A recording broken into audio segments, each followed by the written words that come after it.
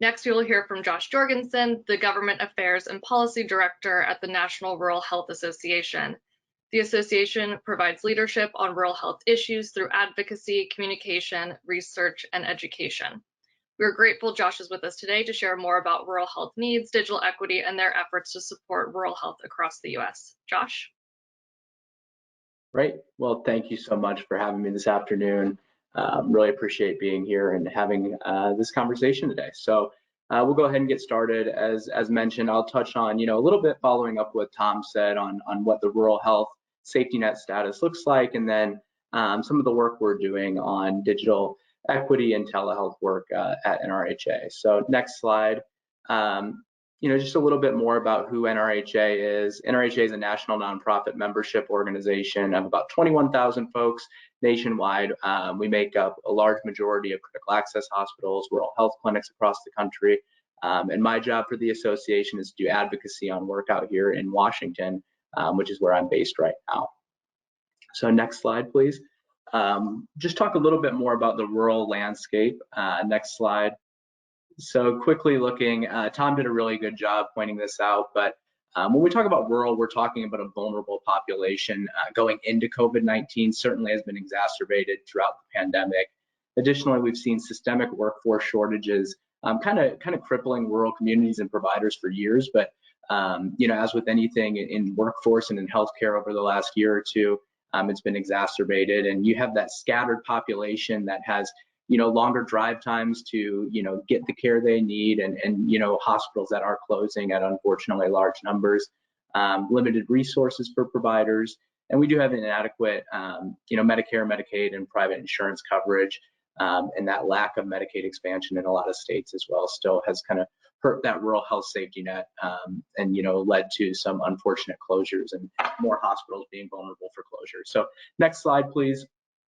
Tom spoke on this just briefly, but since 2010 in particular, we've seen 138 rural hospitals close, and that's this month. And you can see really where they're located, unfortunately, is in that southeastern part of the United States in particular. However, on the good side of things, what we have seen is that in 2021, we only saw one rural hospital close. And you can kind of look through the reasonings, but the real true reason is a lot of the support that came out of Washington, D.C. over the last 2 years for things like the CARES Act or the American Rescue Plan has really kind of helped lift that rural health safety net.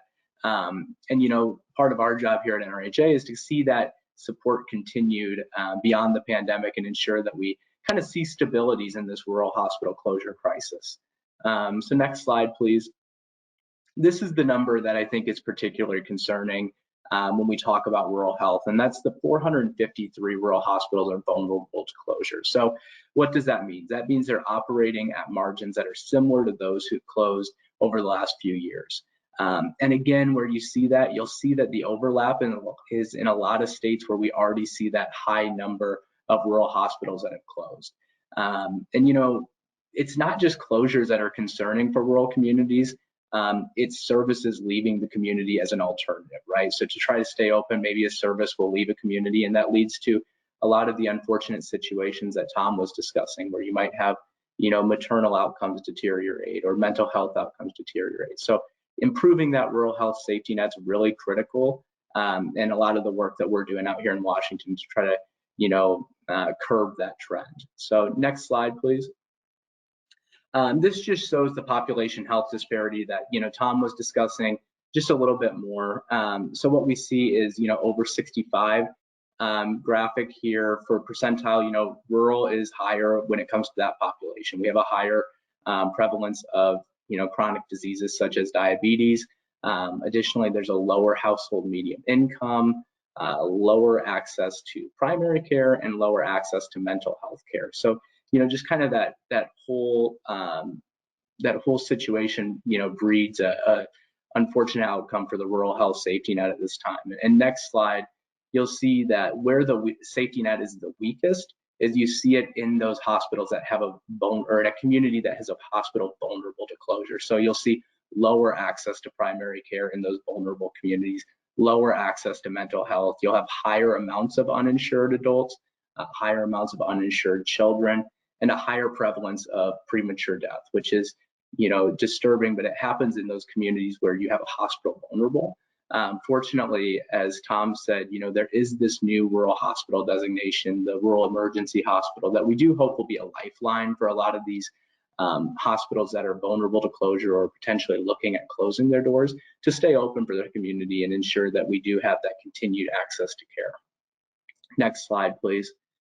And here, just one more slide, just showing the prevalence that we've seen in population over 65. We have a higher prevalence of veterans, child poverty, diabetes, premature death, and unfortunately we have lower access to primary care, dental health, as well as mental health services in our rural communities compared to our urban and non-urban rural counterparts.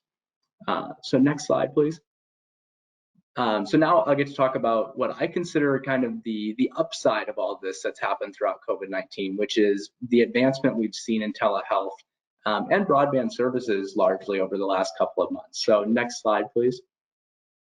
So telehealth during COVID-19, when we talk to providers at NIHCM, a lot of times what we'll hear is that, they've been doing telehealth for a long time. It just took a while for policymakers out here in Washington to kind of work on it and advance it. So at the onset of the COVID-19 pandemic, we saw passage of the CARES Act, as well as some movement from the administration through the 1135 waiver process. And that largely expanded telehealth virtually overnight. It allowed for telehealth services to be provided by federally qualified health centers and rural health clinics through the 1135 waiver process. Critical access hospitals were brought into the fold, as well as reimbursement for things like audio-only services, which is critical. Unfortunately, though, almost all notable telehealth provisions are tied to the end of the public health emergency now. We can debate when the public health emergency will end, but I think a lot of folks would agree that it's probably closer to ending than it was to the beginning of it, meaning that, we're really starting our advocacy to, look at the true silver lining, which has been telehealth and what it's allowed for communities, and ensure that it's extended beyond the public health emergency, so that way providers and patients in rural communities are able to have that increased access to care moving forward. Next slide, please. That said, rural utilization of telehealth hasn't always been at the same level as we've seen in our urban and suburban counterparts. So according to a recent report, Black and rural beneficiaries had a lower utilization of telehealth compared to white and urban beneficiaries. So why is this broadly? First of which is broadband accessibility and availability in communities. And then secondly would be provider readiness and infrastructure there. So next slide, please. When we look at the digital divide in rural America, essentially what we'll see is that rural communities have a lower availability and accessibility to broadband infrastructure at this time. However, the broadband infrastructure bill that just passed Congress last fall and was signed into law by President Biden does provide about $65 billion for broadband connectivity and really good nods to rural communities to ensure build out in our communities.